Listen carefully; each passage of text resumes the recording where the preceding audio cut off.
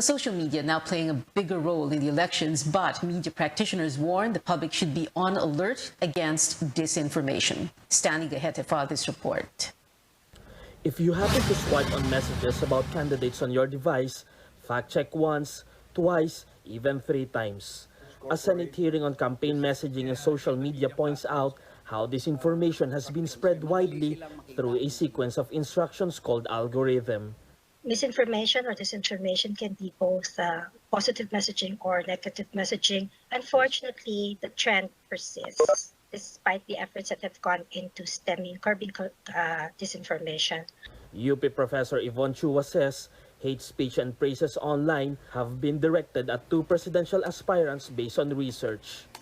Majority of those are directed against presidential candidate and Vice President Leni Robredo po.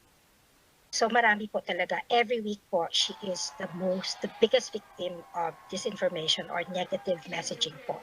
We see substantial, also significant volume of false or misleading claims about the presidential candidate Ferdinand Marcos Jr., in which case these are largely positive or in his favor, seeking to promote him.